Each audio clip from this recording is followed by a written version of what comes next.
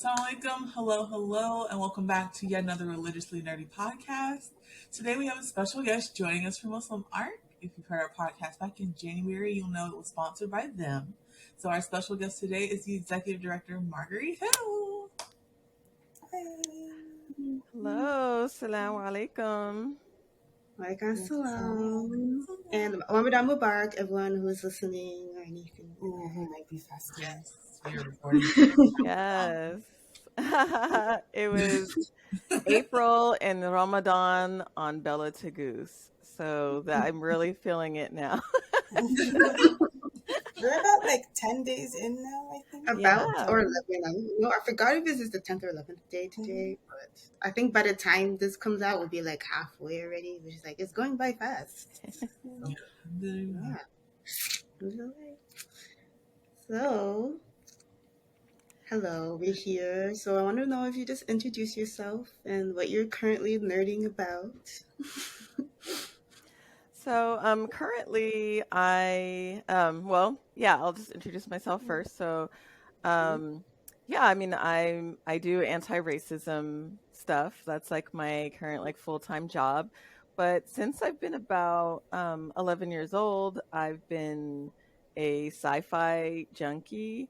I read like Robert A. Heinlein. He used to be my favorite author, and that was like after but really like my favorite book of all time is Dune. And there was like a time where I just really loved STEM, and I just really geeked out on both like just ideas about the universe, but also like about like the subatomic universe. So I'm currently geeking out on the Three Body Problem series.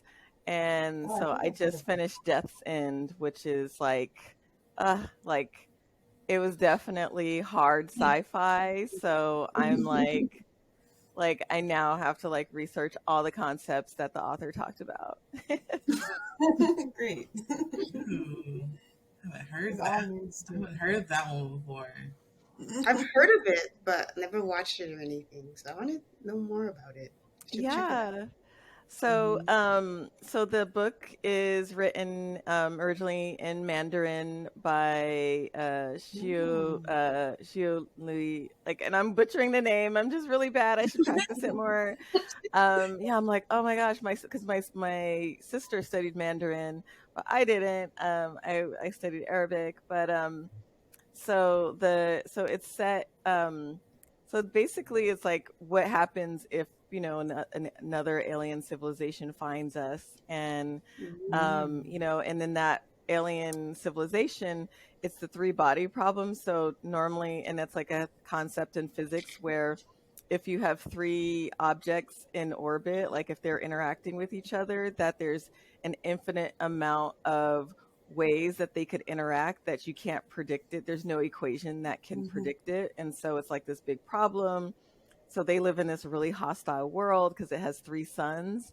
And then when they find Earth, they're like, oh, this is going to be a great place for us. And so, so it sets across this problem of like whether humanity's worth redeeming or not. And it's just like a lot of concepts. And then it goes into this other concept that physicists have around if you think about how many worlds that are livable in the universe, is there life? And the universe should be teeming with life, and if not, why not? And so the dark forest thesis is that because and it's a very Eurocentric concept, so the author borrows it, that says like the universe is like a dark forest, and so there are all these animals like hunting, like all these hunters hunting.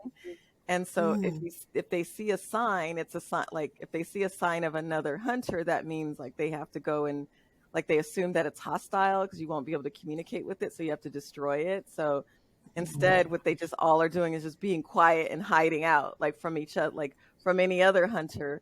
So that's why we don't hear of alien life. So that's like the dark forest. That's the second part, and then Death's End. It's like the time like where death doesn't matter. So it sounds, I mean, it's still kind of like, oh wow, it's like pretty dark, but it's like at the same time it sort of ends hopeful. And so it's like the ideas of like light, like the speed of light and what happens when you get to that point. And yeah, like the Big Bang theory. So it's like so much science there.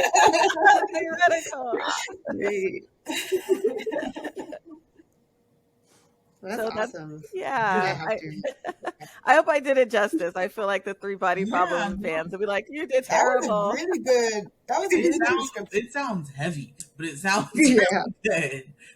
Yeah, yeah. I'm doing it on audio, so I just kind of like, and I'm like, oh, rewind, like I'll go back and I'll be like, okay, and so sometimes like I'll wake up with just like the wildest ideas, but it just brings up that time when I was in high school and I really thought I was going to go into physics and like subatomic physics, which has a relevance, right? Like, like so it just yeah, I mean I love hard science because like in my writing, I probably like if I was like when I was in my creative writing class, my professors hated exposition, but I love it. I love world building.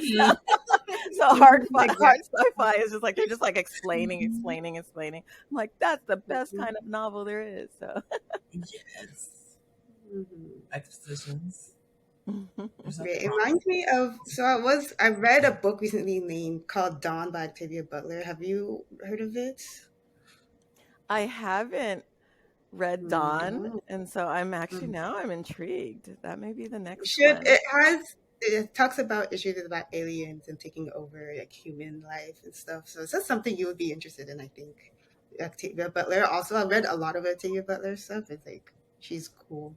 All her works are great. So Yeah, she's yeah. amazing, amazing, Mhm. amazing. And so the more that we could read and I mean I hope that like I read the Kindred and watched the series and unfortunately it wasn't renewed. But so I hope they just continue to try to Yeah, because the series on Hulu that came out, The Kindred. Yeah, yeah. we started and not finished it. I didn't finish the season yet, but I did hear that it got canceled. So I was like, I wonder why happened. But hopefully the story ended in like a good way. Mhm. Yeah. Yeah. Okay, so could you tell us before we get into the main interview? Could you tell us a bit more about Muslim art and what you do? Yeah. So Muslim Marca, and I in my first speech I actually talked about like how doing anti-racism is a little bit of it's a combo of really like of being a salesman, like and trying to organize and convince people that that this world is possible, right? Like even if you could feel very cynical, but it's that, that we can one day achieve, this goal of a world free of racism. So there's that salesman part, but there's also the kind of science speculative future, like the kind of sci-fi part where you're trying to have people kind of imagine like what would this utopia look like, what is our ultimate goal, how could we build new systems and structures, and so it's kind of taking the kind of like social psychology aspects and projecting into the future, but also what we could do now to ensure that. But really, Muslim Mark, we started when in about 2013 we were noticing that most of the media, and this was like whether it was like CNN, New York Times, LA Times, Wall Street Journal, when they covered Muslims, right? Like when they covered like, oh, Ramadan is here, they never showed Black people. Like they only showed things No. from the Middle East and South Asia, but they never showed Africans. Like they wouldn't be like, oh, here's the Eid celebration in Senegal or here's Northern Nigeria. It would just always be like, maybe they would do like maybe like Central Asia. They were like, here's in Kyrgyzstan and here's in Turkey, and like, but there's definitely, I mean, there's just as many Muslims in northern Nigeria as there are in Cairo. And then with American Muslims, we're 30, like Black Muslims are 30%, and they wouldn't show places like in Atlanta or Harlem or Philly, but you would just see like, oh, here's in Dearborn, and like here's Devin, like here's in Devon in Chicago, but no Eid celebration at Masjid al-Taqwa in Chicago. So we thought about representation, but also there was like at that time, there was some viral videos that were going around amongst the like Arab community, and Dawood Walid was like addressing them. Like he wrote an article about drop the A word, and when like people would use the word like Abid, like they would actually refer to Black people as slaves, like, and it was just like, okay, like Wow. I mean, yeah, and this is like a common slur, like not like, yeah, it is a slur. It's sort of like, and the ways that Arabs use it is kind of like how the N word used to be thrown around normally. Like if you read Huckleberry Finn, that was just, they just used it everywhere. So that's how they use it, knowing that like it's offensive to Afro Arabs, it's offensive to Black people in general, but they would just argue back with him for hours. And so a few of us, we were doing different things to address anti-Blackness that we saw on social media. And from that became like an initiative where we thought like, like let's really push out some really strong campaigns. Like Hind Meki had some ideas as far as like how these campaigns could be educational.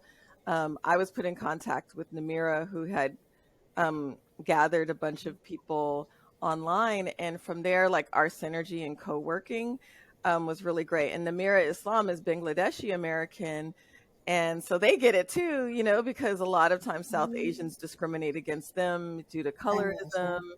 And yeah, and so we launched during Black History Month, and with being Black and Muslim, and then once we had that trending hashtag, we saw that there was this important need to continue the work. And so that's when we decided to work on creating a human rights education organization to address anti-Blackness in Muslim communities and beyond, but also like to work on addressing and supporting those who are excluded in Muslim communities globally. Yeah. Great. Hearing all of this. That like it's so needed, because representation, like one of the main things that we do, because like we're 3 Muslim nerds, but we're also 3 Black Muslim nerds. Yeah, exactly. So like there are, How niche can you get? How like right. So when we encountered a lot of like other Muslim nerds, obviously, who aren't necessarily Black, but are also like they're whatever they are that are obviously not Black. So they could be like Southeast Asian or, Arab or whatnot, whatever have you. So we've encountered a lot of those that have, more support, but it's not necessarily more support. But like what we do is we try and find the representation that looks like us, because you won't see it. Like when we look for representation, especially when it comes to like anime and manga, we'll gladly point out, be like, well, in Castlevania, Isaac is a Black. That's like it. We'll take what we can, but like we have podcasts and panels where we actually talk about like representation. Because Toby and Toyin actually did one where they talked about one recently at Virtuous Con. So like it's very necessary, it's very needed, and with Muslim art, it's really like important, because like when I first became Muslim 9 years ago, I converted in a masjid that had like one other Black person that came randomly. So I was the only Black person there. So I was like, consistently, it was kind of off chance for me to be like the only Black person in the area that was Muslim. And I didn't see or know any other Black Muslims until I moved back to North Carolina and found like a Black masjid where people in the area kind of were indifferent to the Black masjid because, is it Nation of Islam? Because they're not real Muslims. And it's like this whole issue that surrounds it. So it's really hard to find like get out of that niche and just be like, you know what? No, I'm still Muslim. I still fit under these categories of whatever you're trying to fit under. I'm still a Muslim at the end of the day. That's my tirade. That's my tirade. Yeah, exactly. Well, that But definitely resonates. I embraced so I grew up in Santa Clara, San Jose. And so my friend, it was actually like his dad was like a family friend. He actually took me to Oakland to take my Shahada. So the first people I knew were Black Muslims. And there was like one family of and then I took my Shahada in Oakland, but I was always like at the MCA, like there was only two of us. There was like Mola, who is an engineer at Santa Clara University. She embraced Islam, like her family was is Nigerian and Ghanaian American. And so we just were the only two. And then they would always say, like, are you sisters? Like they couldn't tell us apart, you know? Like it was just no, Oh my god. no, you know, not she's the really cute, baby. she's really pretty, but it's just like we don't look alike. You know, and there was like the different treatment, but it was also like, you know, like and then, you know, like it was very rare to meet another. I mean, there was like a few guys that were Muslim, you know, like that were Black and Muslim at Dianza, but it was like, so there was a sprinkling of us. So it was always like, yeah, I mean, I'm so used to being the only one in every setting. Like, oh, I'm the only Black girl. I'm the only Black Muslim. I'm the only thing. And so, you know, like there was times where it was very isolating, and still like in a lot of places where I go, I'm the only one. I'm like 30 years later, because it's almost been 30 years. And so, I mean, I think we definitely have a lot of work to do at Muslim Arc, just knowing after all these years that there's still people that are still doing that, like thinking that like one, they're just excluding people in the Nation of Islam, because there's absolutely like people in the nation that practice full Islam, and that, you know, there's people that are be more willing to do that outreach to non-Muslims, especially like a lot of the dawah focus is on like the good white people and less to like Latino Black communities, which our issues are so much more similar, and we should be doing that. So we have a lot of work to do. I mean, that actually makes it easier to get up and fight the good fight tomorrow and just keep pushing.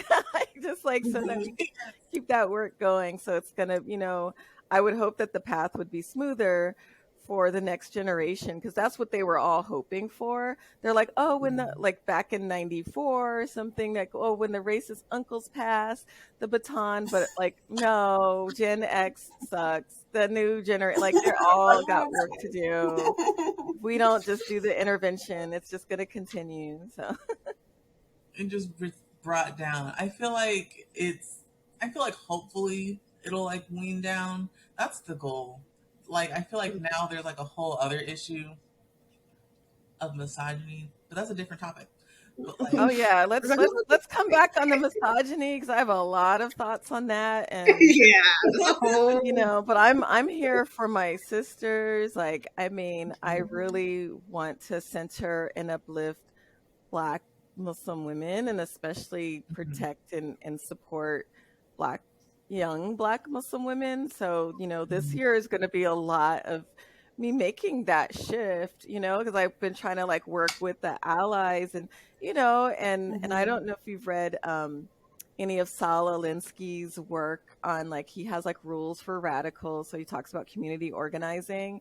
And you know, in truth, like, I mean, and sometimes you could feel like in organizing, because it's like really about like you're just like fighting for causes and like what actually builds power. And I think it's a really powerful book. And one of my hopes is to write something that's based on like community organizing, as opposed to the kind of Eurocentric narrative arcs. And one of the things that that's a principle in community organizing is that there's no permanent allies, only permanent self-interest. And so I'm just like, when it comes to us and who got us, it's like there are no permanent allies for Black Muslim women. There's only like when their interests align, then they may work with you, but we have to have each other, You know, Right. we Yeah. know what we're dealing with as women, as Black women, as Black Muslim women, and that we have to protect and uplift each other. And you know, and in our liberation, it uplifts everyone. Like we don't have the same Mhm. inclinations of like power, dominance, and control that like other communities have with anti-blackness and everything, and like how that shows up in day-to-day relations, but also in systems. So I just want to just really uplift that and express my deep commitment towards that work with you all. So this is perfect That's being here. awesome. Thank you. We love it. That's We great. love the work that you do. We see the work that you do. I know you guys were in Detroit recently, um, or talking, or at least I know that there was a program in Detroit recently about it. Um, so I Yeah. I, might be wrong, but have Muslim art been in like Massachusetts or something? I have been in Boston for things, Mm-hmm. so there will be Mm-hmm. something coming up in May around the Omar Opera. Um, and so that's like May. So Dr. Alia will be there.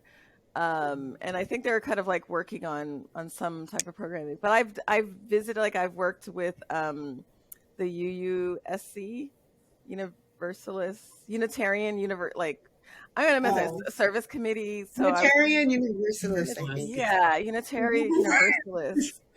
They're like so yeah, before the pandemic, at a convening working on like love resists, and I still got to publish those reports of what our findings were, but it was like really insightful and everything. But we would love to like build in Massachusetts. I actually lived in Boston in the 90s. I mean, I have such a storied life. Lived in wait, was it Cambridge? Was it Somerville? I think Somerville. Mm-hmm. Okay, cool. Nice. Because like Twin and I like lived in Massachusetts for most of our lives, and we are twins. If you didn't. Oh, And then Ellie grew up elsewhere, mostly North Carolina, right? Yeah, Mhm. Yeah. North Carolina the whole time. Mm-hmm. yeah. Mhm. And anytime somebody says North Carolina, what song comes up in my head? They're like, well, I'm I'm not not gonna gonna, do it today. we're not gonna do it today. Right. But it's in my soundtrack because I mean, some of the most amazing people I know are from North Carolina. So at least once or twice a month, it just comes in my head when I think about somebody from North Carolina. I'm like, so I'm trying to kind of do it. I Woo, hope. it's Okay. taking everything in me from like doing this. Don't do it. You gotta resist. You gotta resist. Okay. So I know that you're a consultant, and I believe I heard or have been told that you consulted for Dune. Is that correct? Mm-hmm. No, I didn't consult for Dune, unfortunately. I offered my Oh, services to Denis and he did not take me up. I mean, I'm so sad. Um, no. but I am a major Dune fan. Like I am like yeah, I mean, I guess I created a whole niche where I tried to just get Muslims prepped like, yeah, this movie's going to come out and it's going to have Muslim elements. And Yeah. yeah, so but my I do have some NDAs for things I've worked on, but and just to like Dune wasn't one of them. And yeah, but if they, any Dune sequels, I'm here for Dune Messiah. Like, it's just like Yes. Yeah, we watched the movie in preparation for this podcast, and one of the main things we were talking about was the clothing, and I was like, this is it's giving what it needs to give, and I was like, I get it, like it's gender stuff, but when I was looking at it, I was like, look at these Muslims, like I know it's not necessarily all of it, but like as Toby and Toyin corrected me, they were like, "No, it's just like desert clothes." I was like, "Nah, these are Muslims in the desert." they are Muslim when you're Did so you my just say Muslim without saying it? yeah Exactly, that's what they are. They're just Muslims in the desert. yeah they But yeah, were Toby, because Toby and and we read the book too. So just like reading the whole book, like these are all Arabic words, Arabic language, just going on here, and yeah. Right. And I It's was like, like, hold on. Taken aback. Because I've not read the book before. So I know you guys can shame me. I'm mostly the one that's read the manga or read the book. I have not read the book. Not for this one. not this one. So Not the this book will one. be a lot easier now that you've seen the movie. Then you could be like, oh, okay. But then maybe like after part two, you're like, okay, that's what happened. Because it's not an easy book to read. It reads Mm. kind of like it needed another draft and edit and stuff, but that's what makes it fun for me. But yeah, like so in the background that the Fremen, who are the indigenous peoples of Arrakis, that they come from a community called like the Zen Sunni, who were like, so the Zen Sunni are like the proto Fremen. And so sometime in Earth, like maybe, so, and this is like 20,000, probably 20,000 years in the future, because it's like 10,000 It's years in 10,000 right now. in that time period, but it was like there's time before then, so it's just like Yes. way in the future. So it's like so the original peoples were um that the all of the Muslims, like that there was a group of Muslims that and they accepted this prophet who was both like Zen, so you have like Zen Buddhism and Sunni Islam that merge, and that they're just like, we don't like governments, like your government is illegitimate. So then the earth, whatever, like the earth power, and I forget the name of it, but they send this group of people who are just always kind of like not working for this empire, and they send them to this planet to colonize. They're like, okay, just go over there. And then eventually that becomes like, then another planet is like Bela Tagus, which is like, it becomes like their Andalusia. So like on Bela Tagus, like they have their own kind of like society and their philosophy. And so that's where you have like the Zen, and they're considered, and like they just keep moving them. They're this oppressed group of people called Zen Sunni wanderers. So they enslave them, the empire enslaves them, oppresses them. And then they finally and they put them on these really harsh planets. And so one of them is like the Sardaukar planet, where they're enslaved. And then the other one is, and then another one is Arrakis. And they're just like, okay, here. And they don't even know how many exist there. And then because of the, like the, and you could see the influence that Frank Herbert used, like reading, like I'm sure he was reading like 18th, 19th century Orientalists, like Washington Irving's story about the Moors and stuff. And then also like Ibn Khaldun's, where it's like Ibn Khaldun talks about like what makes people tough, like, and it's just like their asabiya, and they kind of build up and then they just get soft. So on Bela Tagus, they get soft and conquered and then sent to like Arrakis, like, so it's just like, so they're absolutely like Muslims in the future, but with some Zen qualities, which makes their understanding about Allah like is not as, or the causation of the world a little bit more like Zen like, which is like, because Buddhism is like there's nothing, like there's a nothingness. And so that kind of merges to kind of really make sure like that their philosophy is almost like very materialist, but there's also a mysticism around like how they're so like how they connect and how they understand it. So it's like very like Hassan Durrani is an amazing scholar who's done amazing work on Dune and like the philosophies of Dune and the Islamic influence. So it's just like, I mean, I could just read his essays all day because he's just really brilliant. That's great. Nice to hear. And I was about to say something, I forgot. But anyway, I was thinking about how, the planet Arrakis is pretty much like the desert, like equivalent to like the desert, Middle East, I would say. And I was talking to them earlier, but I was thinking how like spice in that world is kind of like oil in our world and stuff like that. See all these parallels. So, Yeah.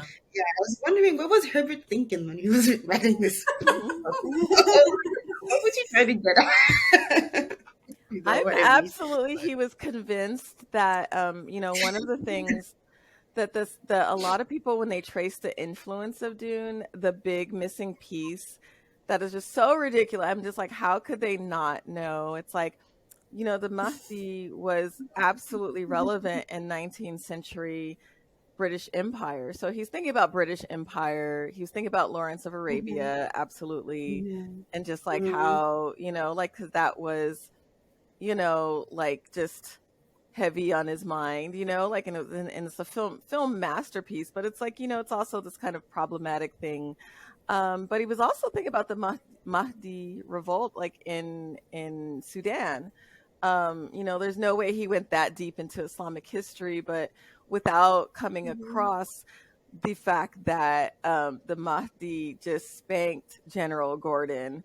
Like it was just like there was just like whole siege of Khartoum, and the book Mm-hmm. Four Feathers was like a classic book that was written, and it's like a movie that's been done 3 times, and 2 of those adaptations were before Dune was written. And so it kind of combines like this whole thing of like the Mahdi revolt, Lawrence of Arabia, um, like he was absolutely interested in like ecology, Mm-hmm. and The work. indigenous, yeah, like how the world, like how our environment builds our character as people. And he was absolutely like he was like a 1960s oh gosh, there's like the word, not the, because right now they're right wingers, but what's the opposite of, it's the opposite of anarchists, but it's almost like they're pretty close. It's Okay. the I don't know. oh gosh, I'm gonna get it. I'm gonna get it's the because they don't like, they have like a huge influence right now in how like people are pushing back against big government. So, because Mm-hmm. like Frank Herbert's family were all like, they had like back in the day like a commune, and like, but they were like more like Mm-hmm. hippie communists. But he was kind of like freaked out by the Soviet Union. So the Harkonians were like Soviets, but greedy Mm-hmm. and rich.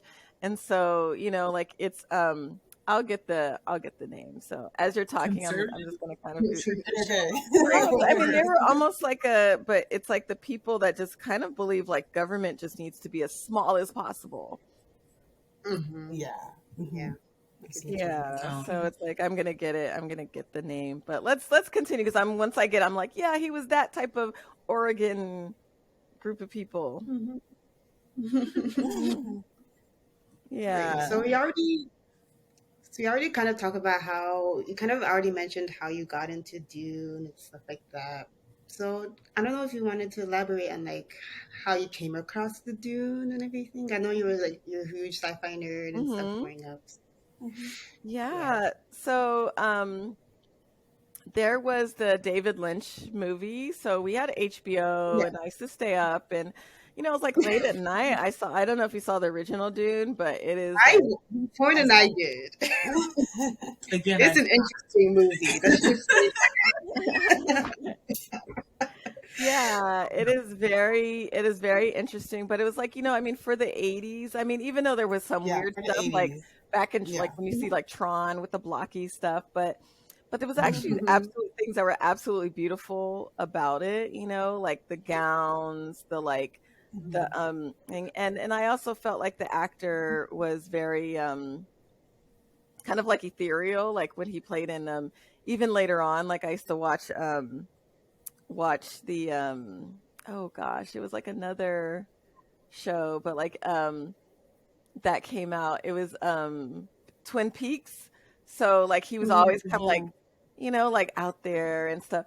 So I saw that, and I saw it twice, like when I was like 10 and 11, and then one day like my mom used to always do thrift shopping, and I saw the book. I was like, "Oh, this is that book from that movie I Mhm. watched. That was really weird." And I like to read big old books and stuff, and I picked it up, and I was just like, when I finished it, I was like, wow.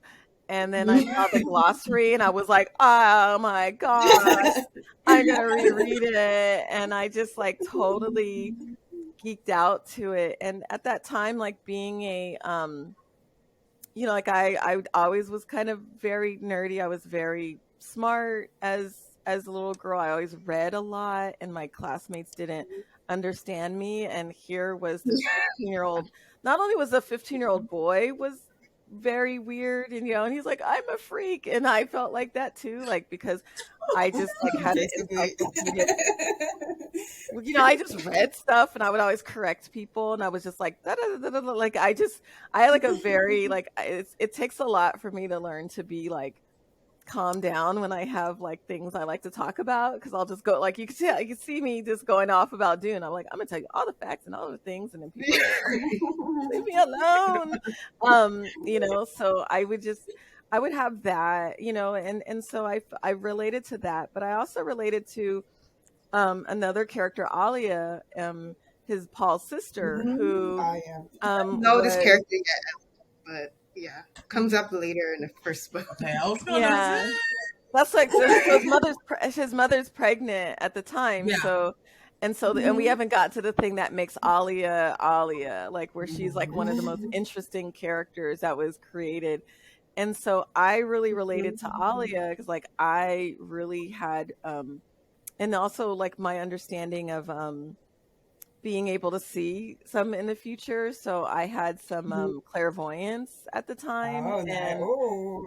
connection, like, so and it also relates to like my sister who is I mean, I didn't grow up Muslim, but my sister introduced me to religion, and we were very like I just remember being very monotheistic in her approach, but there was some things she knew what was going to happen, and it was part of this like really it was like part of this like very sad family story, but it's like I knew that there was like a world out there's things that were unknown and everything. So I just really related to like the spookiness and creepiness, because I used to be that weird kid that just kind of come around, and like it's just like when you always have those kids in movies that are like super serious and tell you weird facts and stuff. You're like, get out of here, kid. That was I can me. relate to some of like a lot of what you grew up with, because Toyin and I, we both love to read, and we were one of the few Black kids in our school. So it's like we were kind of like weird a little. When I Yeah. was here, I loved to read to the point where my family members, I don't want to say couldn't read. I had a cousin that just didn't like reading, so she would put gum in my books. Oh Exactly. no. So I Yeah. would be mad. I would be so mad. No. I would shed actual tears. So, like, all my books would be filled with gum. Ew. Oh, Like, no. did she And say then when we started sorry? reading manga, that was another thing too. People would be Tears. like, "Why are you reading backwards books?" Like, Yeah. When I started reading manga, that became the problem too. Like, well, you're reading it backwards. Like, are you dumb? No. I no. figured out how to read it the right way. Yeah. Yeah. With my issue, my character was Wednesday Adams. I would try and be like, Yeah. okay, I'm just like Wednesday, and I would try to emulate Wednesday Adams' characteristics. It was like I made myself weird. I don't know.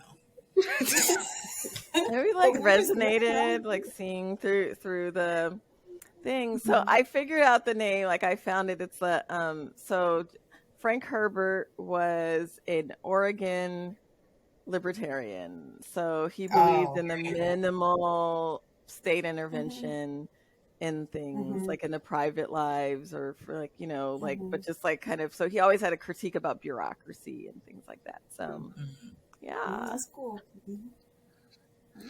Yeah. But yeah, like so those characters being that you have this character who didn't have any friends, that's no friend. I have very few friends growing up, who didn't fit in, who, like that resonated, just like the kind of the monologues of that. And I think like it made me want to read over and over again. And I just kept, through different stages of life, I would just read it again, and it would just always be something new to the book, new to the story. And then I became Muslim in 93, and around 94, 95, when I reread it, I realized all this vocabulary was Mm-hmm. lifted from Muslims. And I was like, because I thought he made up all the terms. I was like, how unique, you know? Here's the Oh. Gafar, the Like, Padishah Emperor, jihad. What a cool term, you know? Like, Yeah, it's just just like, jihad is mentioned in that book so right? many times. yeah, jihad, And the names like Mahdi. Alia, like Yeah, the Mahdi, you know, they even have like Taqwa, you know, like it's just like Kusuhad, you know, like it's just like, I was like, oh, like I just thought he just made a whole new language up, kind of like Tolkien made language, you know, like which is Yeah. like, I'm Oh, like, he had to keep, hit my Tolkien had to heart. keep that, but Herbert here, But he just used what he yeah. had. He used his resources. yeah. Mhm. And that just made it more interesting. And then it was like the first time when I became Muslim, that I saw my identity projected far into the universe, like far into the future, because I had never experienced that. But still in my mind, when I saw the book, like, because when you watch the movie, that movie in the 80s was so like Eastern European. That's like, it just felt like so Yeah, Euro. it wasn't as it's not like this current movie we watched. It was more like you were saying. Didn't have as many influence when it comes. I was like, I did not like Everyone was that. white. Like everyone was white. So I, Everyone was So white. so white. But that was everything in every movie. So I like how there yeah. was more diversity in the newer movie. I did like that. The diversity Mhm. was better. So Mhm. Yeah, and I Yeah, mean, this so that's what made it really great. And then when you read the description of the characters, you know, there's different characters where you're like, wait, oh, okay, Duncan, Idaho was not white, you know? Like, it's just like, because he becomes in the series like the most, like, he's the only character that's in every book. Mhm. So, you Mhm. know, which spans He's in every 3,000 book. years. hmm? I Wait, never, what? Okay, so I only read the first book, but I keep hearing how the books are so like they go so crazy. Like it's it goes crazy. It does. It does. Did you read all the books? Did you read all the five of them? Yeah, I read the, yes, so it's like Children of Dune. Yeah, I read is it five? Yeah, I read the 5 books, and it ends on a cliffhanger. And but like I try to read the books that his son wrote, and I'm just Mhm. sometimes I'm like, I can't anymore. Like, you You're know, out like the I'm way. just like, yeah, pass, pass, Hmm. pass, pass. So it's like I try, like when I was like, because I was like, oh, I want more of the universe, but it's like, no, this is not, And at what you know. cost? Yeah. I'd rather just sit there and just imagine. But no, I mean, sometimes like if there's like comics or if it's kind of interesting, but I probably will just collect them all anyways and just Yeah, maybe they one made day. graphic novels of Dune. I think. Hmm. Yeah, I've seen So that's them. dope. Graphic Yeah, there's novel. graphic novels. Yeah, It so is it's very fun. visually appealing. So Yeah. I did appreciate that. Yeah, the movie, you know, I mean, as a super fan, I mean, I was nervous about how the other super fans, and I mean, there's people that are more fans than me, but like, I mean, I tend to like hyper fixate on a few things that I can focus on, and then it's just like that's just my jam. And so and I love the Dune discourse. I love like except for the racist Dune discourse. I'm just like they're sick and need to go.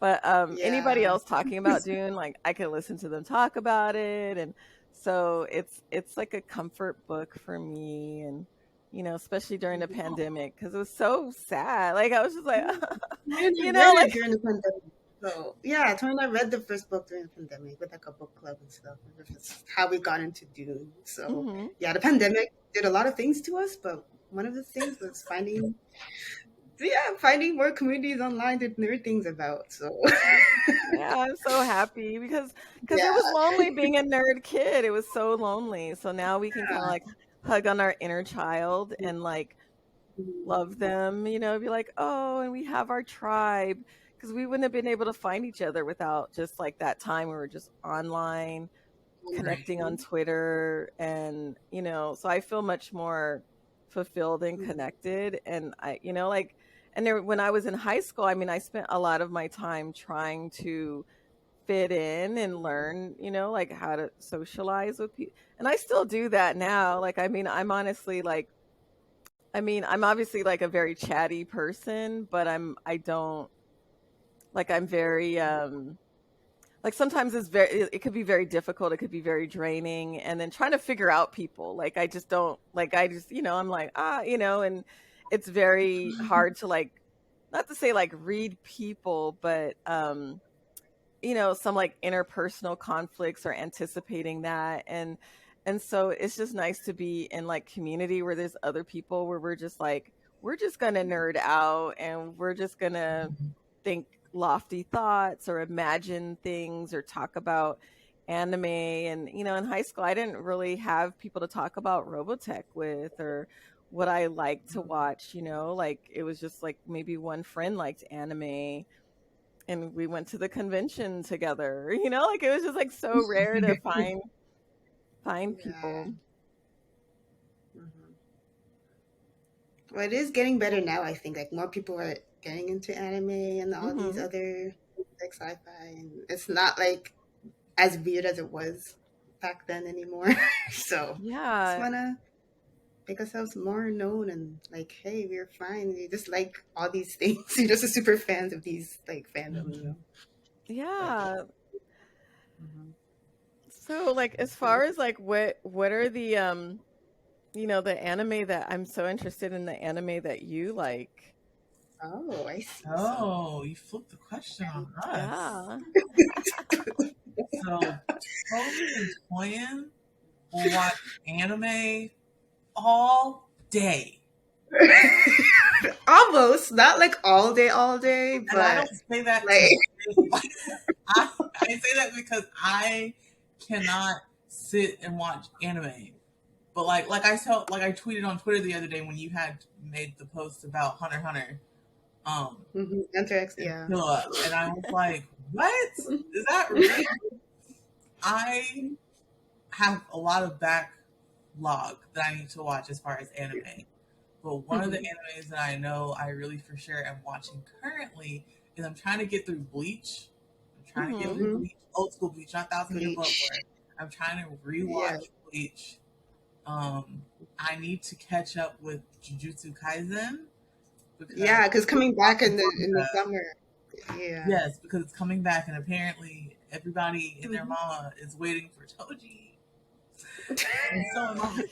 So, and he has the voice actor for my favorite anime. He has the voice actor of Dio for my favorite anime, JoJo's Bizarre Adventure. Coded Guard, yeah.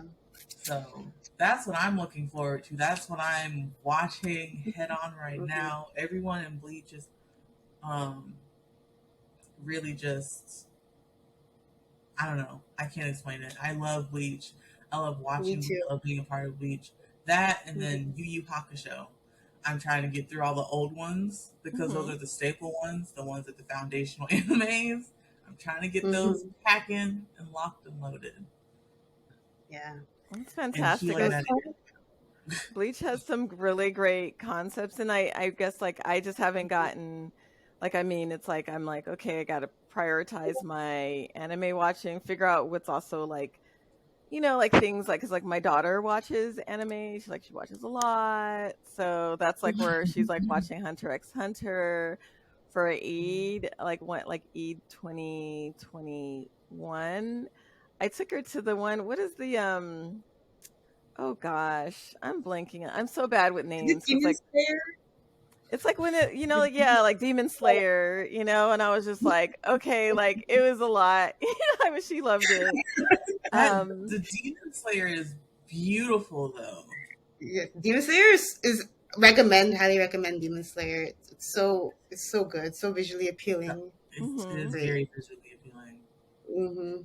It Yeah, was I so recommend that. so she watches that, but just so like it's always like when she's home, it's playing in the background, and and so sometimes she does like if she has to dress up as a character, then we'll do that. So Who's your cosplayer? yeah, we definitely got to like step it up a little bit more. Like I probably got to try to I mean, maybe I'll learn how to get a bit, like, I do have one sewing machine, but I have not pulled it out the garage or like threaded it. I'm just like, I need a simpler thing. Um, but yeah, like I mean, I think that kind of world building, and I do also love, but I grew up, we didn't have a lot of money or spare stuff, or when I did have money, I just spent it on candy as a kid.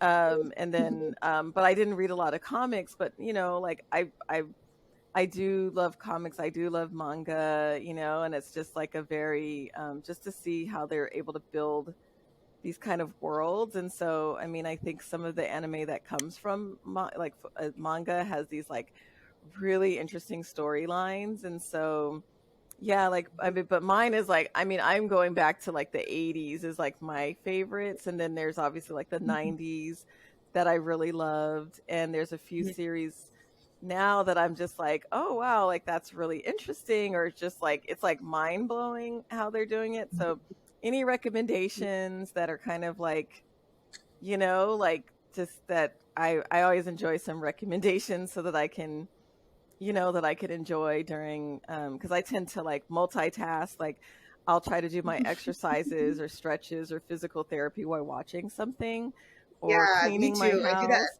Yeah. Hmm. So Demon Slayer, definitely.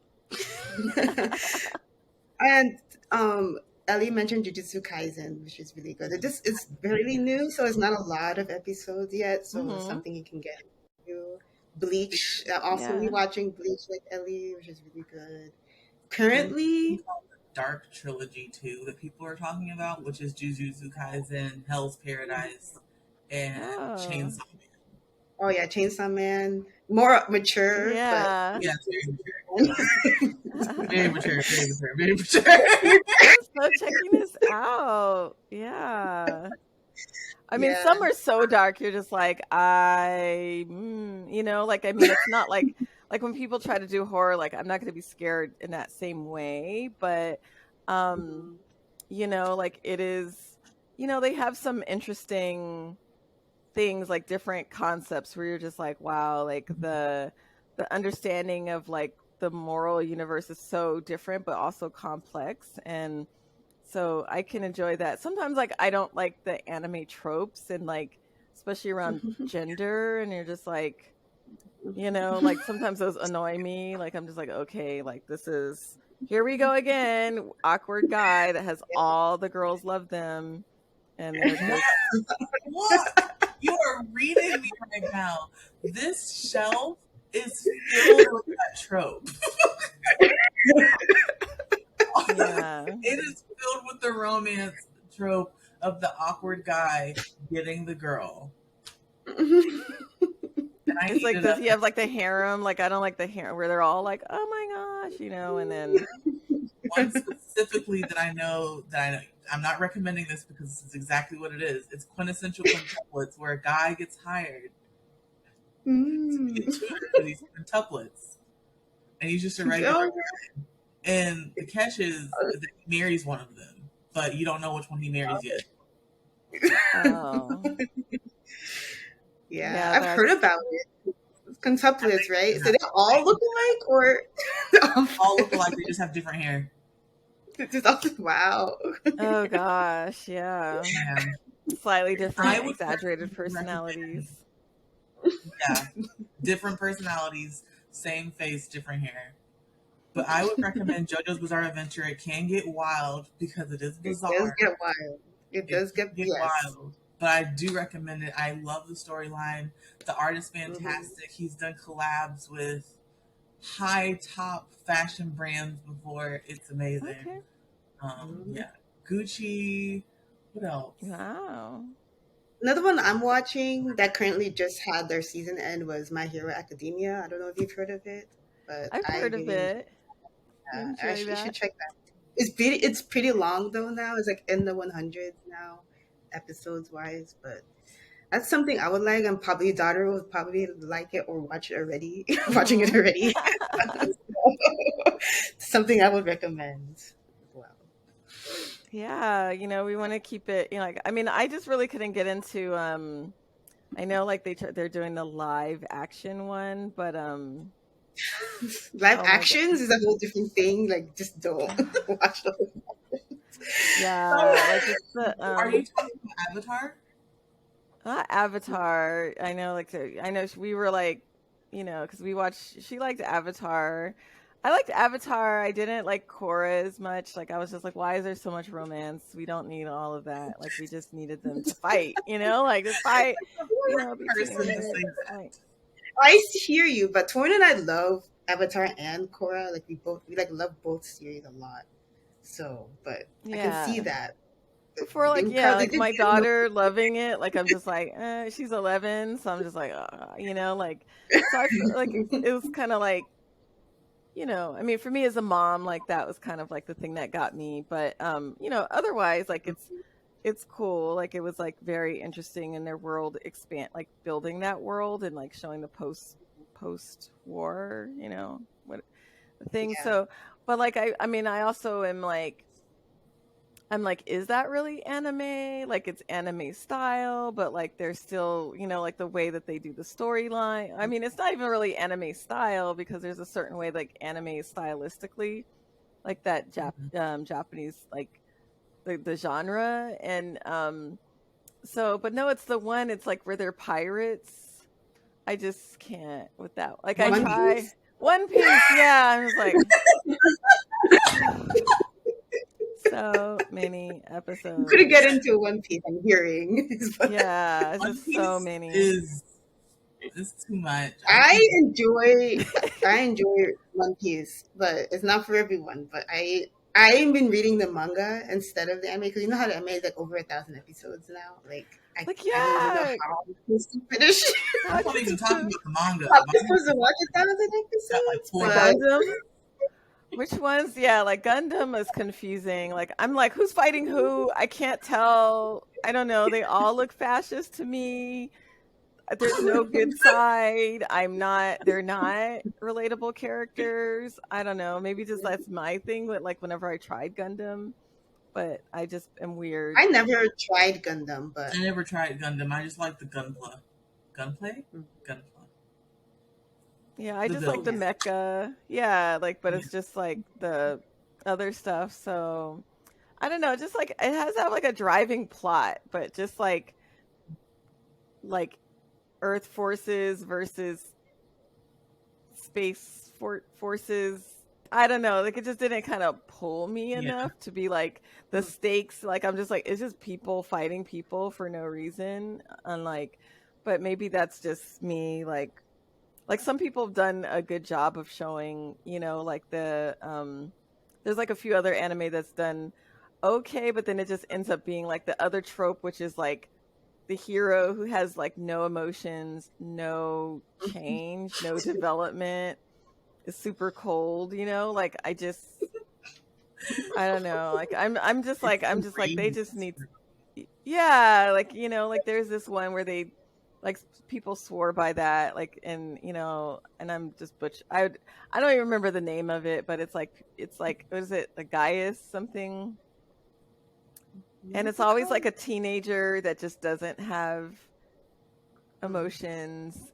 I And don't know which anime, but yeah, Wait, there's what's it just like about? a Let's guy see if we can like guess it. Code Gaius. Code Let's see, like Geass. a Yes. Code. Oh yes, is that what you're talking about? Yeah, like I just I was I actually thinking do about that enjoy when Code we were talking I Geass, about but like, it. I, but but the yeah, I main can see like character I don't like. Like I'm just like there's who? no good character, but you Lelouch? like everything else. Lelouch, yeah, I guess he didn't really have much but like I don't know. That was my first love story. Lelouch. Here, I can see what you're saying. Like he didn't really have any emotion in the way. I can see that. I can see that. He just came out the Yeah, womb angry. Yeah. I know, but so I didn't finish. I just kind of like I got really close. So it's like I guess I need a little bit more. I guess I need to finish that, but sometimes like I just kind I of. did like it. I did like how it ended, so I do Hmm. recommend finishing it just to see how the world ended up. Because Yeah, but I which did the like the one, concept. the record of Ragnarok, that was Right, so ridiculous. Ragnarok. Oh my god! I have not seen that at all. I I this. watched this. Like, it's a whole different like. It's a whole different. Wild. That Fun is just, fact though, there is a fun fact that I know that there is a Muslim voice actor working on one of the characters of the dub, which is oh, kind of interesting. So, yeah, which is yeah, something I could look forward to. But to yeah, regular support. Ragnarok is a lot. That's all I can say. And When they had like we'll see what Adam fighting Zeus, like they're just there's battles that end up being like 5 episodes long. Like when is this battle gonna end? But it keeps you Like, hooked because there's like a backstory and each of the characters. Like, oh, now you get attached to the person fighting, and then you're like, okay, what's gonna happen? and then they die. And then someone dies that you like dies, and it sucks. yeah, it is so ridiculous. It's so over the It is top. ridiculous. But it's like ridiculous that I keep watching it because it's I just like this know. is. I just it's like they have you on the edge. So the way that they do the story Yeah, for that, and I'm keep just you like, on the edge. She's like, why? yeah. What's your like favorite anime or something that you liked enjoying watching growing up? Yeah, like so one that I think I really enjoyed that I just felt a little tear like, and it's probably like it's old now, you know, because but I was like, because when I used to have to like get anime coming out, like we used to get like illegal stuff, like you know, like Yeah. like before it came out into the US, so we'd get the VHS The DVD. things that were, yeah, and like fans used to have the subtitles, like they would put the Fan subtitles dubs and on it. everything. Yeah, People today do not understand the struggle we have to go through to get yeah, it was like, you don't know, understand. and so it was like Escaflowne when it came out. I like Record of the Lotus Wars, which was like sort of like Okay. Dungeons and Dragons, like because they have Pyrotess, who is a black. She's a dark elf, and I'm just like, she was so Oh, amazing. a dark elf. Interesting. Yeah. So I like when they incorporate those kind of characters, but Mhm. absolutely my absolute favorite of all time is Macross. Like I love Macross. I I saw haven't heard. I've never watched it, but Macron. Is that? oh I've heard of Rob, that one, but I don't want to be wrong. so Is it that's like motor? Robotech originally. Oh yeah, well No. Neon Genesis is like, so in the US when it came out, it combined three series, and the third one had motorcycles, so like the Genesis Neon Genesis Mospieta, and so the motorcycle would form like a body armor and they could like fight and stuff. And it had like it had cross-dressing pop star. It had like an alien, so it was like the Invid invasion.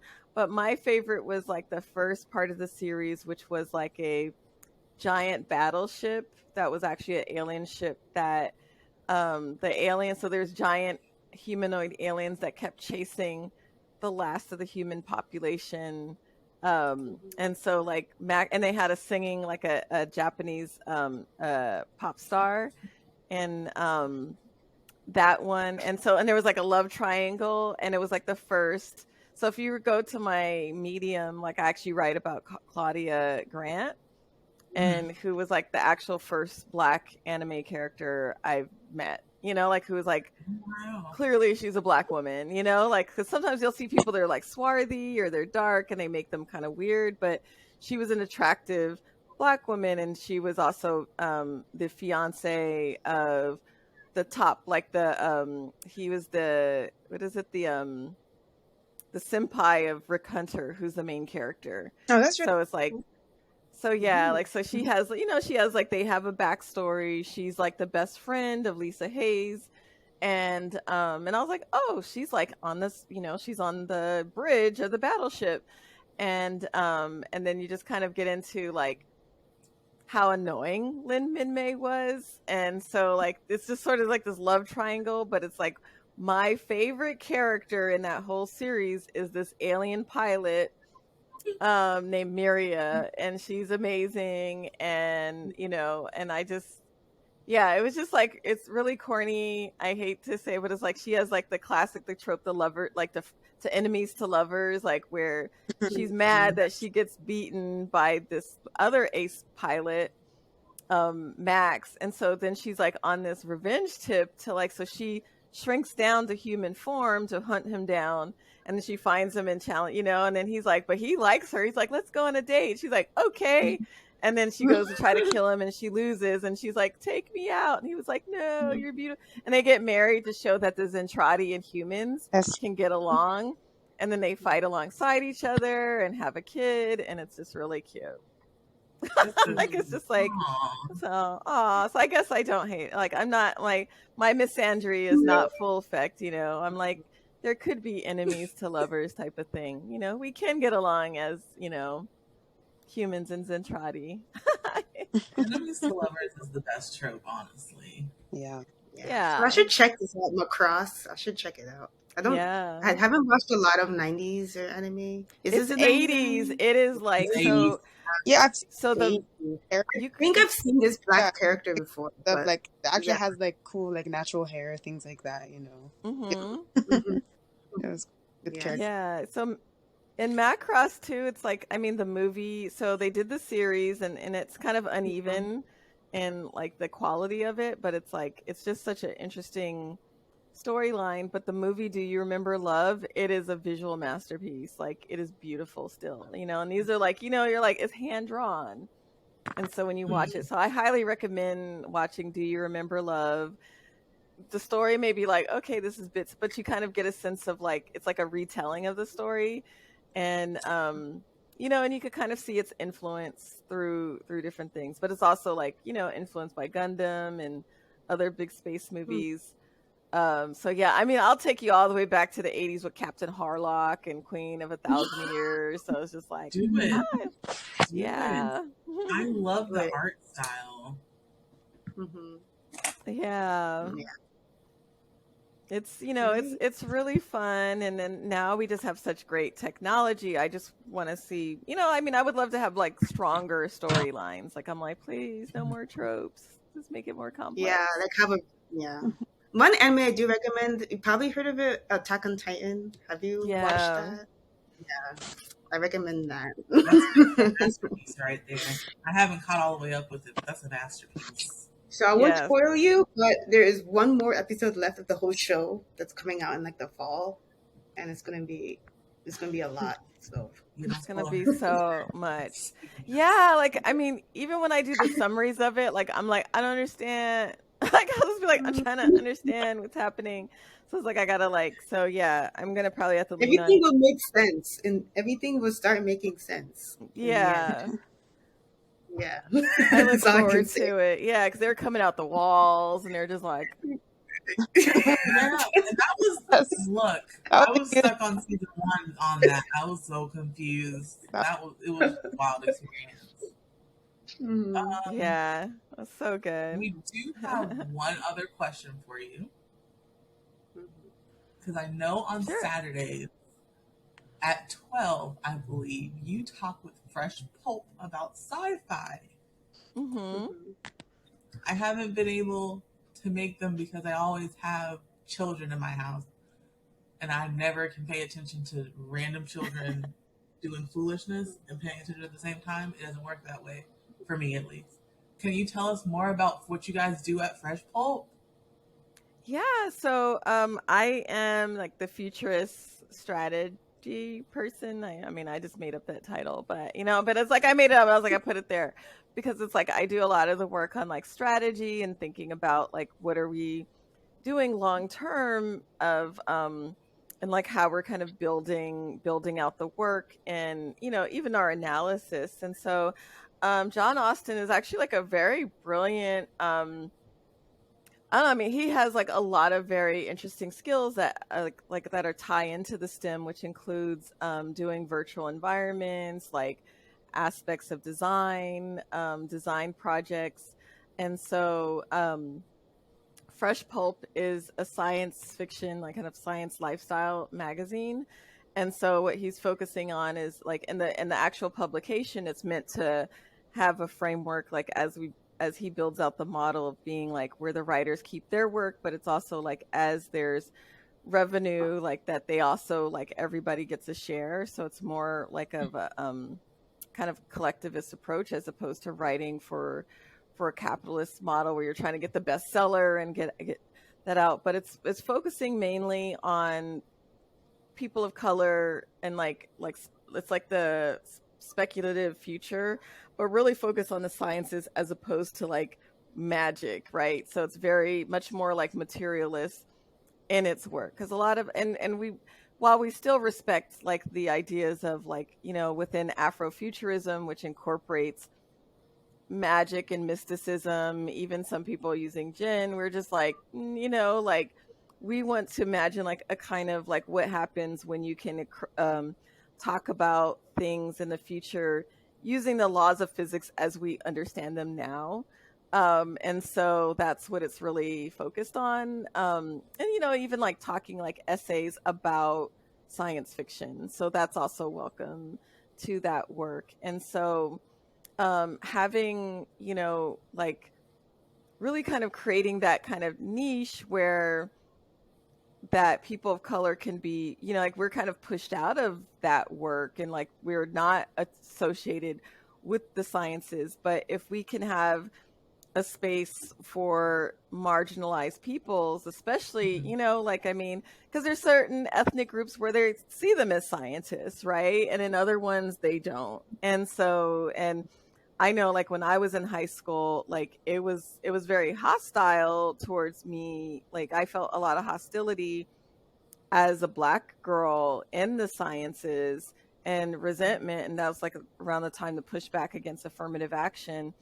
And so it's like the more that our young nerds can see themselves and build out like career wise, we, you know, we could dream our way into the future, like to know like there's, oh, here, like who's at NASA that's Black? Who are the scientists that are thinking about the cosmos, you know? And I know we have Neil Tyson deGrasse, but it's like, you know, I mean, I don't know, he just doesn't have that Carl Sagan. Like I loved Carl Sagan, you know, like we just need more of that. And to be like, you could still have some swag and be a nerd, you know?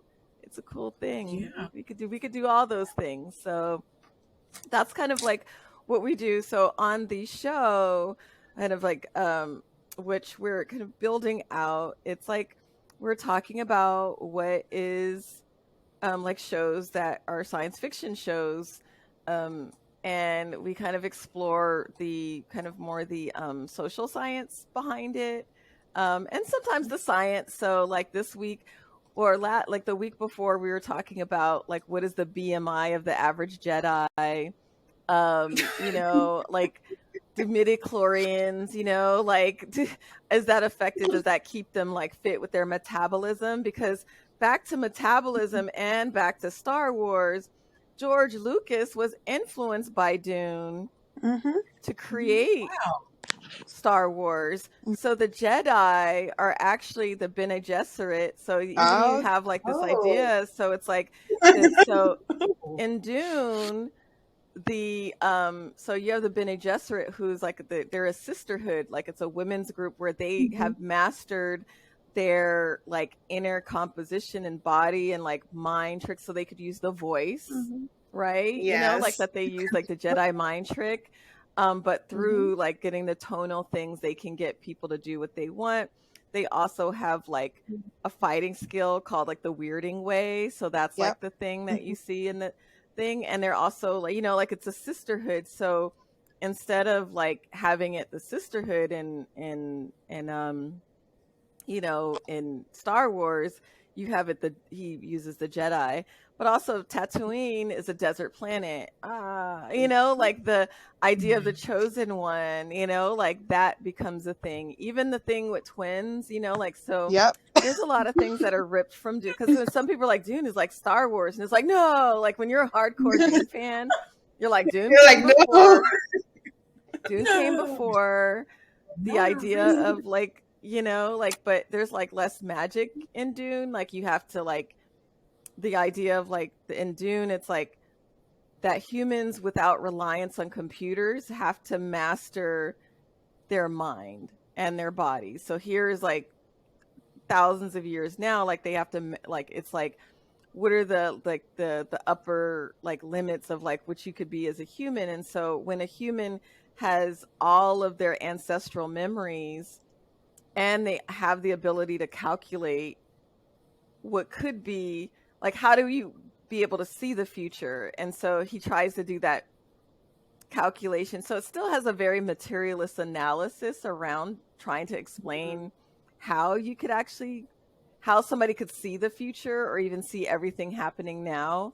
And so we still do Star Wars because I think they did try to explain the Force Mm-hmm. in a way that isn't magic. Like it's just like with the midichlorians, even though I hate the concept. I mean, maybe I don't fully hate it, but I hate like, like there was just things that were like really amazing about Star Wars when it came out the first time, which was like anybody can like, you could be anybody and tap into this thing that runs the universe, the Force. And it was like this mystery, just like there's so much of the universe we don't know that's unseen that, my goal in life is like to be able to get to Jen and see the reality. Like Allah's like, this is what is, all those things you didn't know, you'll know. And I'll be like, oh my gosh, I know all the things. That's Jannah to me. Like, it's just like, you'll see Allah, which is like his face, and you'll see the reality.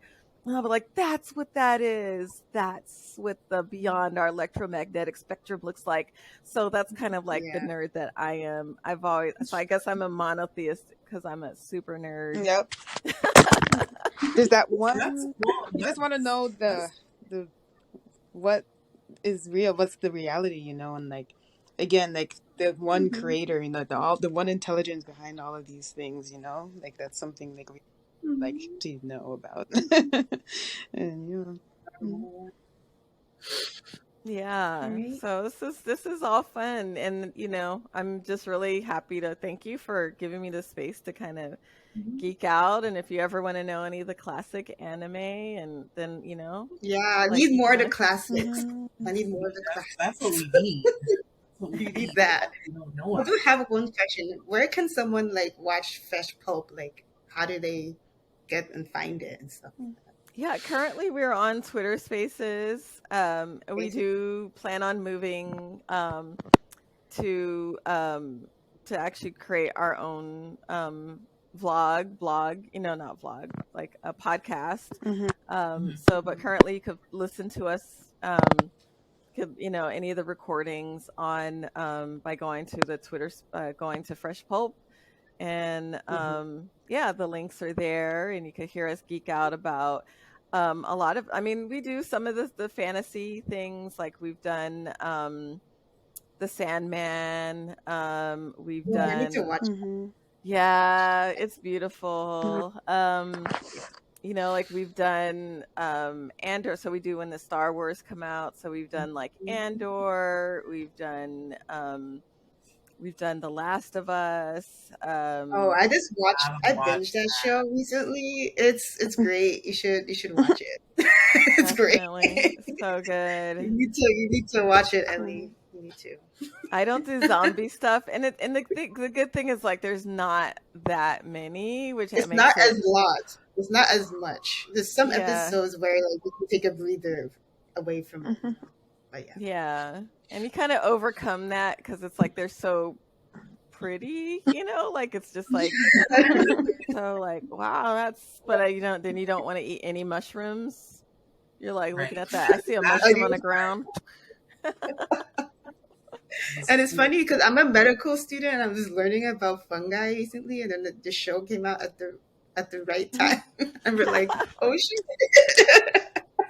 Yeah, that concept that it could take over you. It's like, oh my gosh, so scary. Yeah. Anyways, nice speaking with you and agreeing to be on our podcast. It was great. I loved our conversations. Any last minute things you want to say? Or I hope that we see Religiously Nerdy at more cons. I would love to see, like, I want to go more, and like I want us to like build a tribe of folks who show up, and and then we influence and become content creators and consumers, and we could talk about things and build our own worlds, like I think that's important. And I'm just so glad to see you all doing the good work. Yeah, So before thank you you for Oh, inviting me. yeah, Hmm. me talking about cons, I know you've been. I saw you at San Diego Comic Con, like with this Hmm. Salon Fandoms panel. So yeah, you're at Yeah. cons too. Yeah, it would be great to meet up with some, like we have the meetup and, like the fashion show is amazing. Hmm. So, I mean, I love that. So, I would love to see more of us like do the cosplay, doing the like making our own things and yeah, like it's just, storytelling is very powerful. So it would be really great to see more like, I mean, oh, the one thing, the Magi. So if you've seen the Mag, which have like Muslims, but they don't show too many Black Muslims there. It's unfortunate. So hmm I hope that we could see more of ourselves and the different type of civilizations and possible worlds in anime and manga Hmm. and sci-fi and all of those hmm things. So but the more that we start talking, then the more people start listening. So let's Yeah. keep at Exactly. it. Hmm. Right. Well, thank you so much again for coming, and I'll be wrapping it up for today. Where can people follow Yay. you? Right. Hmm. They Yes. could Where can follow people me find? at Margari_Aziza. Maybe I should simplify it. But yeah, you just Hmm. Google Margari without the TA Hill and you could find most of like my writings in different places. So I'm going to be consolidating my resources on my own blog, which is Margari Azizas, and it's spelled Aziza. And so that should be easy to follow me. Like I do a lot of work on Twitter. I'm, hopefully I could like build up enough of a small presence in a corner of the universe, whether that's TikTok or, it's not getting banned, but I'm your auntie doing weird TikTok selfies, so I'm totally fine with being weird on TikTok. So yeah, it's very similar like Margari Hill and on Instagram too. So, each one is like a different person, a part of my personality. It's Hmm. like, my little quippy stuff on Twitter. Sometimes like my family, you could get more of my personal life and personality, me and my daughter on Instagram, and then on TikTok, I'm just being that auntie being weird. So like depends on which part of me you want to see. Great. And we'll share these links when we put the podcast out and stuff. So, but yeah, thanks again. And Ramadan, happy Ramadan again. And hope the rest of the Ramadan goes well. And the And yeah. final thing, though, there is a real line in Dune Part 1, and I'm wondering if they'll have it in the movie, that it was April and Ramadan on Bella Tagoose. Mm. That is an actual Dune line. Mm. So it is really resonating right now with us this It's year. happening. All right. See ya. Assalamualaikum. Walaikum salam.